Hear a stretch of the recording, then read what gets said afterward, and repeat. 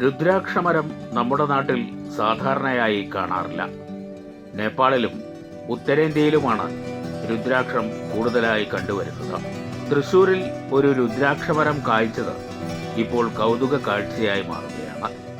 പുത്തൂർ കൈനൂർ ശിവക്ഷേത്രത്തിൽ ചുറ്റമ്പലത്തിന് സമീപം 5 വർഷം മുമ്പ് നട്ട തൈയാണ് ഇപ്പോൾ മരമായി കായ്ച്ചിരിക്കുന്നത്.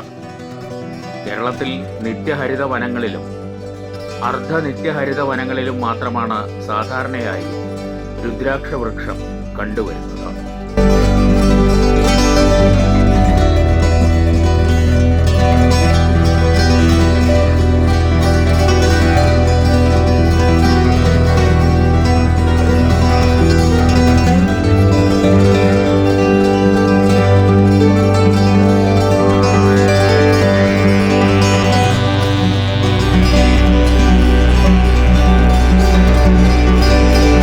ഹൈന്ദവ വിശ്വാസങ്ങളിൽ വലിയ പ്രാധാന്യമുണ്ട് രുദ്രാക്ഷത്തിന്.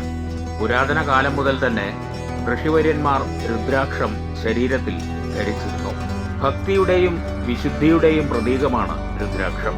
രുദ്രാക്ഷത്തിന് വലിയ ഔഷധ ഗുണങ്ങൾ ഉണ്ടെന്നാണ് വിശ്വാസം. 14 തരം രുദ്രാക്ഷങ്ങളാണത്രയുള്ളത്. ഇതിൽ ഏറെ അമൂല്യമായതെന്ന് കണക്കാക്കപ്പെടുന്നത് ഏകമുഖി രുദ്രാക്ഷമാണ്. ഏകമുഖി രുദ്രാക്ഷം കിട്ടാൻ വളരെ പ്രയാസവുമാണ്. 5 വർഷം മുമ്പ് പുത്തൂർ കൈനൂർ ശിവക്ഷേത്രത്തിൽ നട്ടുപരിപാലിച്ചു വന്ന രുദ്രാക്ഷമരത്തിൽ നിറയെ കായ്കളുണ്ട്. അത്യപൂർവമായി മാത്രം കാണുന്ന രുദ്രാക്ഷം കാണാൻ ക്ഷേത്രത്തിലെത്തുന്നവർ നിരവധിയാണ്.